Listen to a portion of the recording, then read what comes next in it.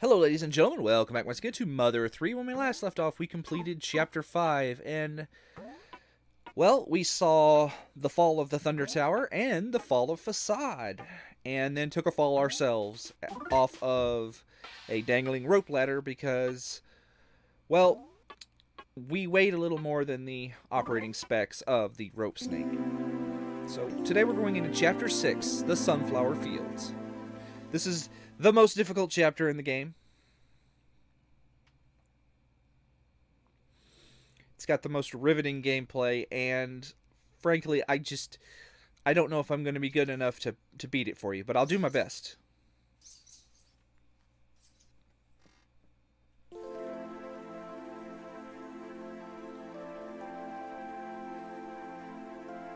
So, right off the bat, I'm going to tell you the key to a successful Chapter 6 in Mother 3.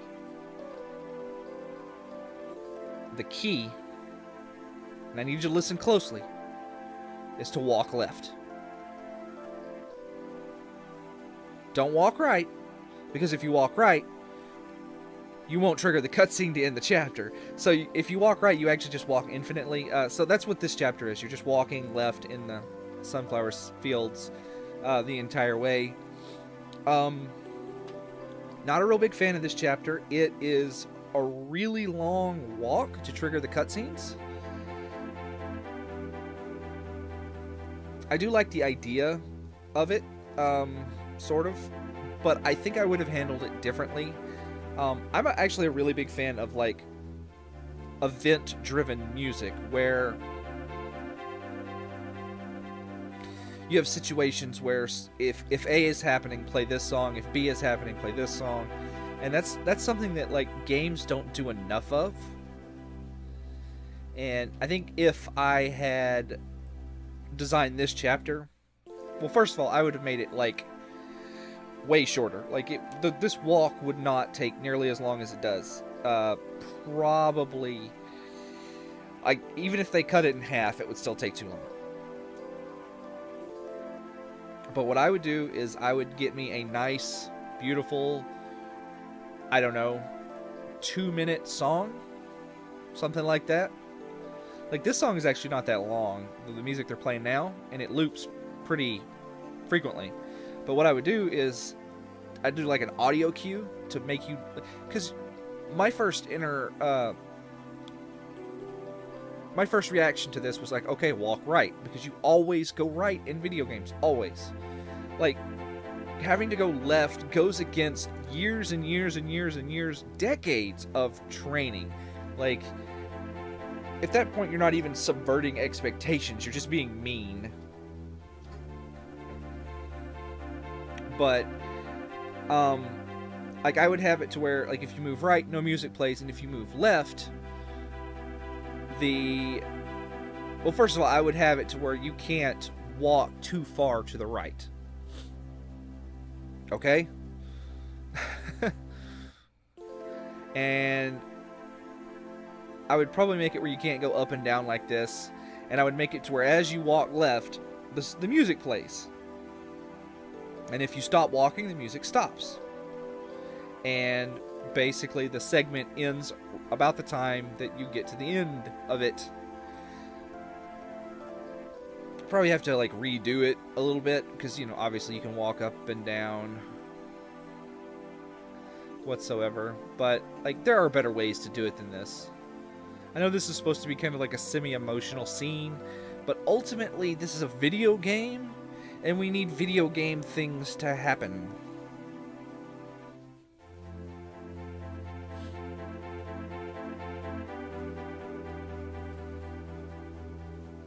But I suppose it's not that bad. I mean, like, I do wish you could run. You actually cannot run. You can't run. It's only walk. You just basically walk left until you trigger one of the cutscenes. And I'm actually not entirely sure that the triggering the cutscenes is not just you hitting random spots in the flowers.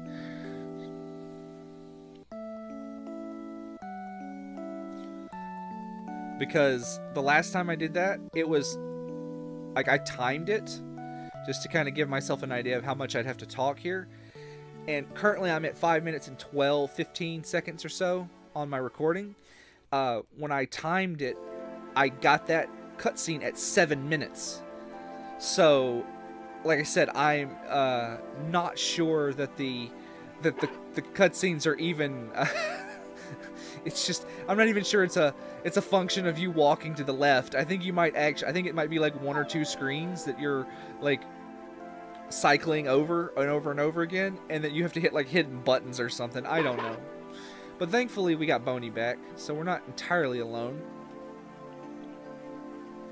I do like the one thing I really like about this game is that oh, you have your faithful Poochie with you the entire time. You know, Boney pretty much never leaves Lucas's side. And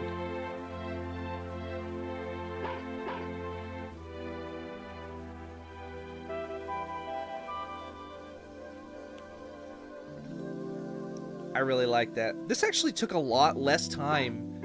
I'm telling you, it was like 7.5 minutes on of walking before I triggered that this last time. I seriously just do not know what the actual triggers for this are.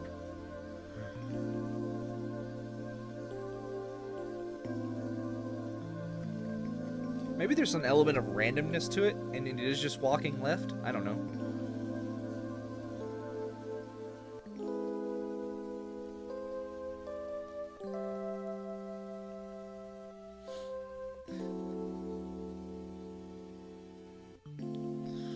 And this right here is where you find out that Lucas's mother is a vengeful ghost who wants her children to follow her into the afterlife.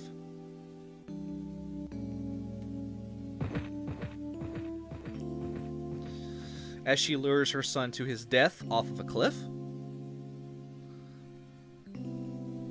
But, like I said, that was Chapter 6.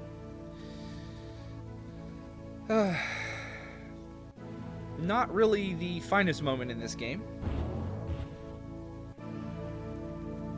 But, yeah.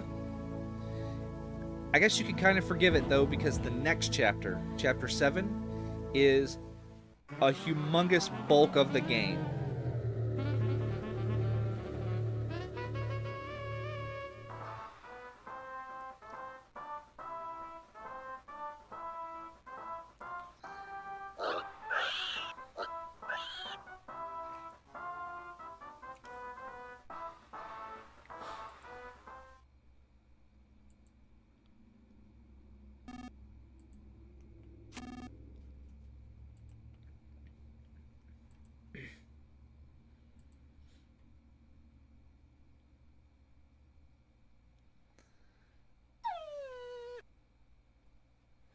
Now, I think I probably do want to grab some Thunder Bombs. Well, I definitely want to grab some Thunder Bombs for, because I want to try and take on the top Dogfish.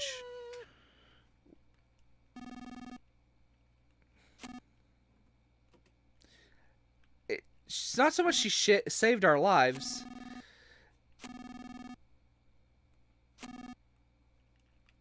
Listen, she also lured us to our death off of the cliff. I'm glad that, I mean, that was the motherly thing to do. Like, so we'll call that a wash, you know.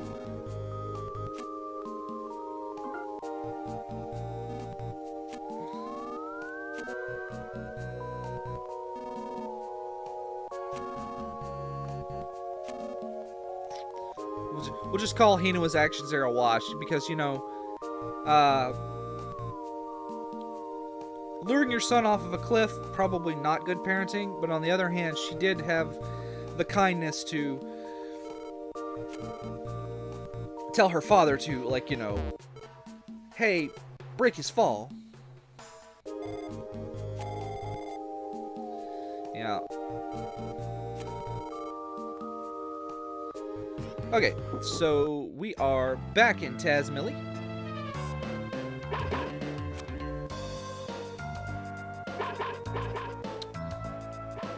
First, though, before we go chasing Boney, I do want to grab this. Get a Thunder Bomb. I'm gonna want some Thunder Bombs for, like I said, taking specifically on like one of the rare enemies of the game. I want to take him on because I want the Thunder Bombs for it because the reason that you would fight this enemy is that he basically is a really good source of money, and while I could use bombs and stuff to really make the battle easy, it's probably not like good to eat into your profit margins. This girlish, boyish, girlish person. Who tied him up?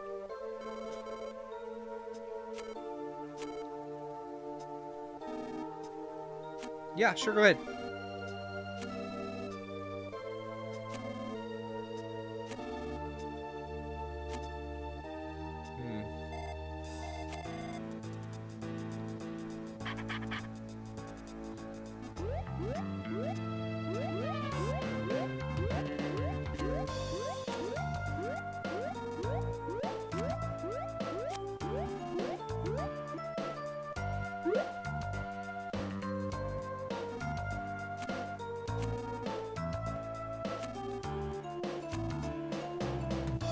What an unfabulous time to be assaulted. I don't think there's like a fabulous time to be assaulted.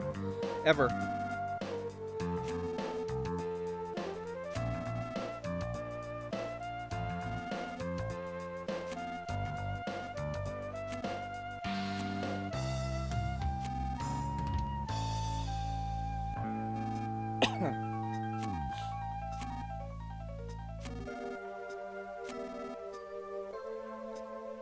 So apparently they get their magical powers through their makeup. Sure.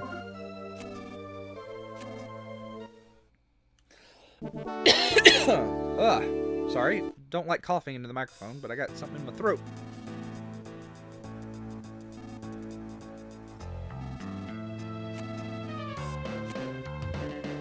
So there are actually two ways to get to Aeolia's house. You could take the path that you took way earlier in the game as Flint, and that is available. Or you could, of course, take the boat, which we are going to take the boat because it's faster, but I do want to walk over here and get out of my way, Pig Mask. Let me make sure I have enough healing items. Hot spring, I got...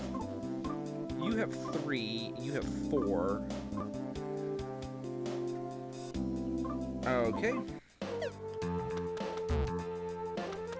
Probably want to pick up a few more Hot Springs eggs. But if you walk all the way over here to the beach, there is now a this gentleman is now here. And he sells a couple of items of note. He sells the jumbo shrimp soup and the giant abalone steak. These are incredibly expensive for the amount of hit points they restore, but they do restore a lot of hit points. So, if you've got a lot of extra money, it might be worth it. This is the Aloha coat. It reduces damage from fire by 80%. So basically, it's the fire equivalent of the rubber capes that we have. And yeah, I have a rubber cape equipped. The Aloha coat is useful for basically one boss.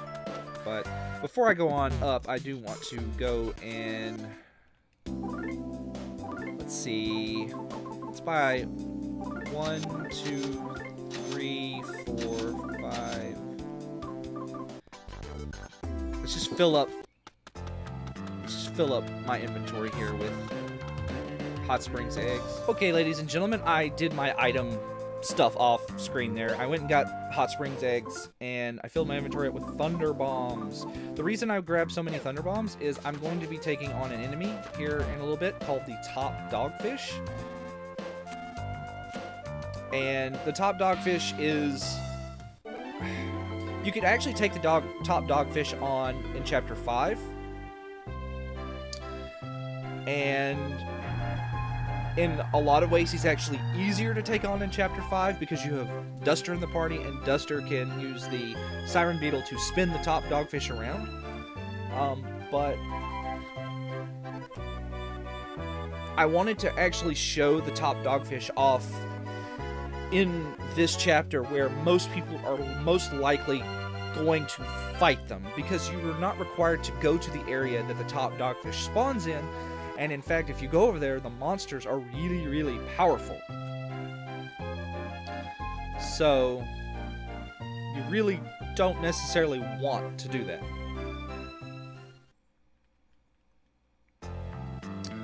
Alright.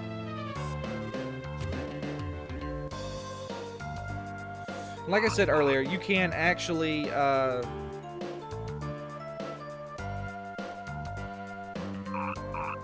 come up the long way if you want. You don't have to take the boat. And at this point, I pretty much just want to grab that chest and then move on. There's really nothing worthwhile up here in any of these chests, but I wanted to get the waltz rhythm.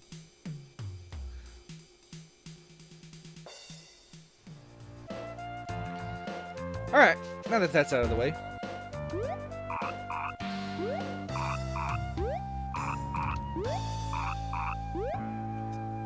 Alright, let's go. Do you still get fresh milk? You do. Okay, neat. Let's see. Unfortunately, milk is not as good as the fresh eggs, because it just turns into rotten milk after a few minutes, and then it turns into yogurt after like a stupidly long amount of time.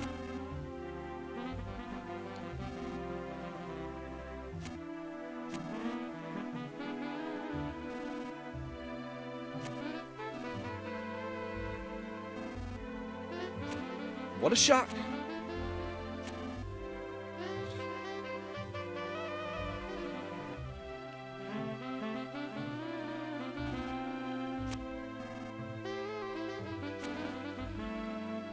I like the Mag Gypsies. Okay, so first things first, I want to actually drop... Because I should have left one open space, but I didn't. I want to actually hold on to the Thunder Bombs, because they're going to be useful in 2 instances. And I can get free Hot Spring eggs later.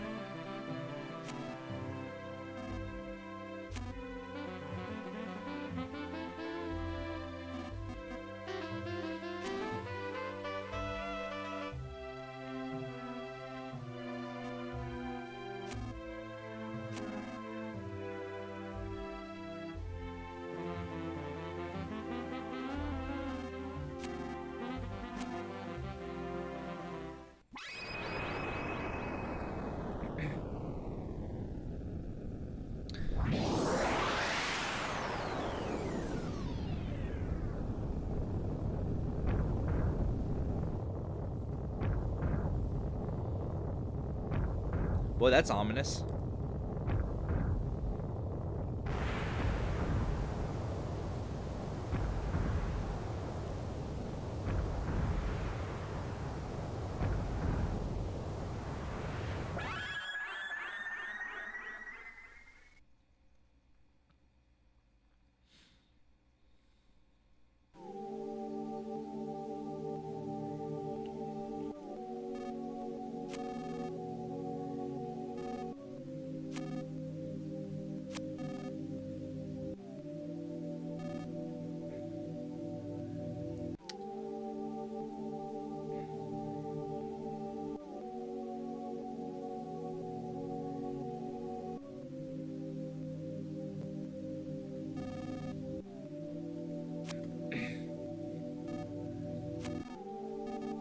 So, unlike Mother and Earthbound, who you have to go around collecting these 7 melodies, in this game you have to collect.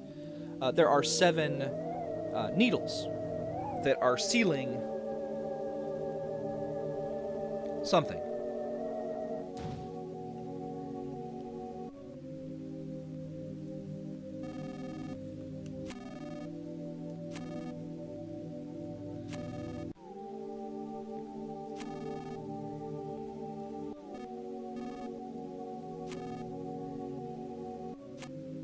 Bye-bye.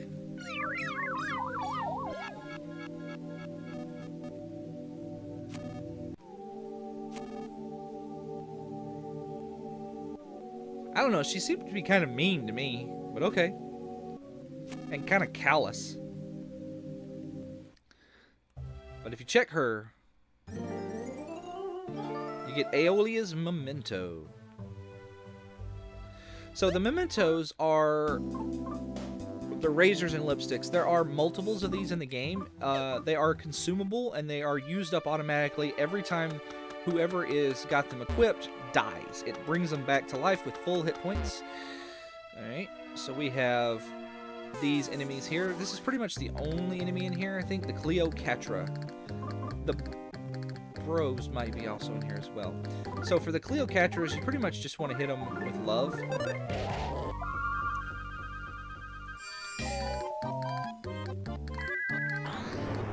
They are mildly annoying because they can put you to sleep. But what I was going to say is what you want to do is you want to hit them with...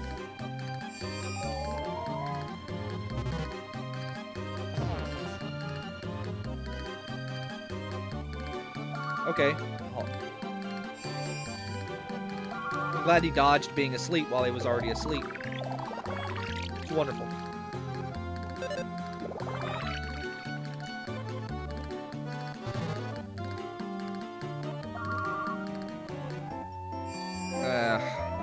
This is about as bad as this could go.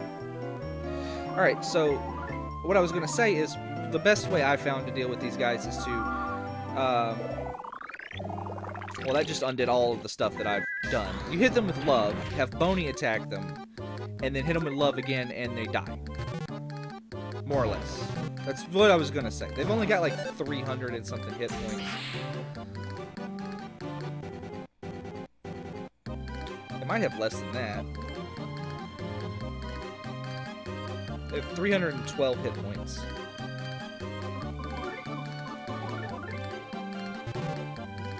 Apparently.